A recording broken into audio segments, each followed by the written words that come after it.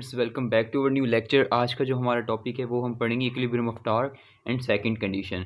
सो basically previous lecture में हमने first condition पढ़ी थी, जिसके अंदर हम क्या कर रहे थे, summation of all forces must be equal to zero.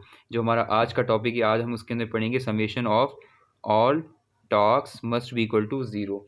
ठीक है, ये आज का हमारा टॉपिक है, ये हम पढ़ेंगे। प्रीवियस लेक्चर में हमने ये किया था, आज के लेक्चर में हम इस चीज़ को कंसिडर करेंगे। तो बेसिकली आज हमने जो है प्रीवियस लेक्चर में टॉर्क भी पढ़ा था। बेसिकली टॉर्क क्या होता है, हमारा टर्निंग इफेक्ट ऑफ फोर्स। ठीक है, कोई भी टर्न आ जाए हमारा फोर्स की वजह से, उसको हम क्या बोलते हैं, टॉर्क बोलते हैं।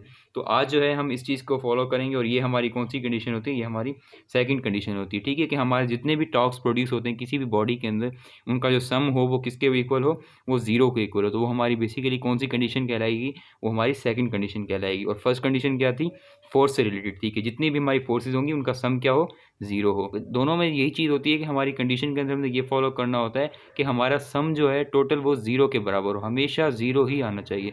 अगर जीरो नहीं आया तो इट मीन्स हम इस सेकंड कंडीशन को फॉलो नहीं कर रहे। ठीक है, यहाँ तक बात समझ आई। अब हम चलते हैं आगे। तो अब हम एक जो है, मैं आपको एक डायग्राम बना के दिखाता हूँ। फॉर एग्जांपल, ये मेरे पास एक रॉड ले ली मैंने। ठीक है, ये रॉड, इसका ये हो गया सेंटर पॉइंट। ठीक है, मैं इसमें एक फोर्स लगाऊंगा इस डायरेक्शन में। ठीक है, ये हमारी एक फोर्स लग गई। सेकंड फोर्स में लगा रहा हूँ इस डायरेक्शन में। ठीक है, ऊपर करके लिखता हूँ इसको। और सेकंड फोर्स में लगा रहा हूँ इस डायरेक्शन में।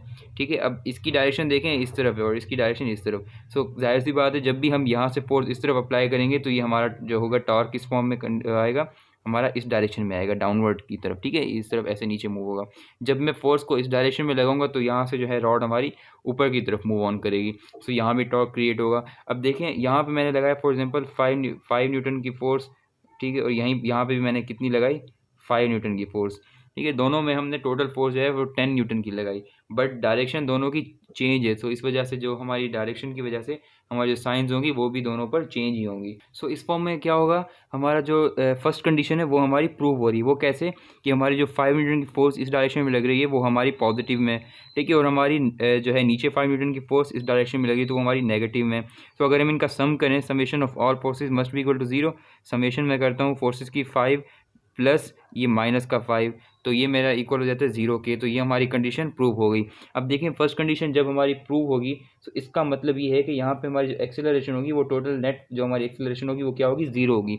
और जो हमारी बॉडी होगी वो एक बिल्कुल कंप्लीट उसमें पाथ में रोटेट करेगी। तो इन दोनों का जो सम आएगा टॉर्क का, वो भी हमारा किसके इक्वल होगा, वो भी हमारा जीरो के इक्वल होगा। तो मेरा बेसिकली लिखने का मतलब यही था, ताकि आपको समझ आए कि हमारी फोर्स की डायरेक्शन की वजह से हमारा टॉर्क जीरो कैसे होता है।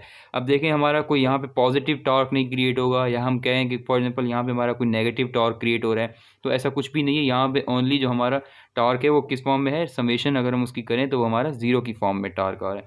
अगर मैं यहाँ पे ऐसे ही मैं एक और एग्जांपल देता हूँ आपको समझाने के लिए। ये मैंने अगेन से एक बॉडी ले ली। ठीक है, ये इसका सेंटर था ये। अब इसमें बेसिकली मैं यहाँ पे अब लगाता हूँ एक फोर्स। प्रीवियस एग्जांपल में मैंने दो फोर्सेस लगाई थी ऑपोजिट डायरेक्शन में, बट यहाँ पे मैं एक फोर्स लगाता हूँ इस डायरेक्शन में। अब इसका है मैग्नीट्यूड फॉर एग्जांपल 3 न्यूटन।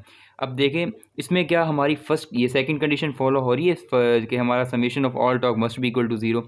अब यहाँ पे देखें, यहाँ पे तो टॉर्क प्रोड्यूस ही एक जगह से होगा, और वो हमारा 3 न्यूटन फोर्स की वजह से प्रोड्यूस होगा, और हमारी जो बॉडी होगी वो नीचे की तरफ ऐसे रोटेट होगी। तो जब यहाँ पे नीचे की तरफ रोटेट होगी, यहाँ से कोई फोर्स है हमारी, नहीं, कोई भी फोर्स नहीं है हमारी यहाँ पे। ठीक है, तो यहाँ पे जब हमारी फॉर एग्जांपल कोई फोर्स नहीं लग रही, हमारा सिर्फ एक फोर्स लग रही है और उसकी डायरेक्शन नीचे की तरफ आ रही है, तो हमारा जो सेकंड कंडीशन वो किस तरीके से प्रूव होगी, उसका तो बेसिकली मकसद ही यही होता है कि हमारी समेशन जो हम करें वो टोटल हमारी जीरो के बराबर है। अब इसकी हम फॉर एग्जाम्पल समेशन करें, वो जीरो के बराबर आती है कि नहीं आती। लेट्स सी कि हमारा summation of all torque must be equal to zero. अब यहाँ पे समेशन ऑफ ऑल टॉर्क किसके बराबर है, वो तो 3 न्यूटन फोर्स के बराबर हो जाएगा। फॉर एग्जांपल मैं आपको बताऊं, तो फिर 3 न्यूटन फोर्स का अगर फॉर एग्जांपल हमारा टॉर्क प्रोड्यूस होगा, तो क्या हमारा वो ये फर्स्ट इसको सेकंड कंडीशन को प्रूव करेगा, कभी भी प्रूव नहीं करेगा। तो इस वजह से हमारा जो है सेकंड कंडीशन के लिए दो टॉर्क्स होना लाजमी, और दोनों अपोजिट डायरेक्शन में हो, ताकि जिसकी वजह से अगर हम उनका सम करें तो पॉजिटिव माइनस हो के वो चीज़ जीरो हो जाए। ठीक है, क्लियर हुआ यहाँ तक आपको।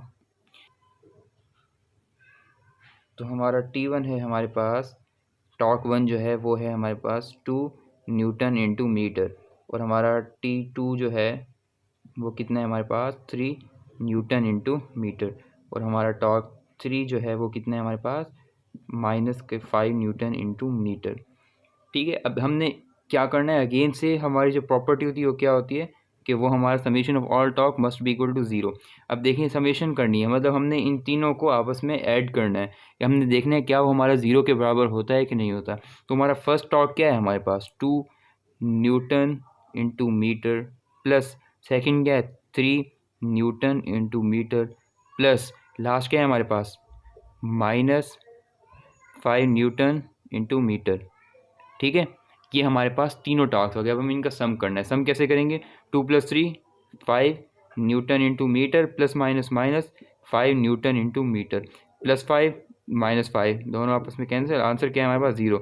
सो इट मीन्स हमारी यहाँ पे क्या है, सेकंड कंडीशन को हम जो है फॉलो कर रहे हैं। तो ये बेसिकली सिंपल सा था second condition of equilibrium. I hope so कि आपको ये लेक्चर समझ आया होगा। अगर आपको लेक्चर समझ आया so kindly don't forget to subscribe our channel and also like this.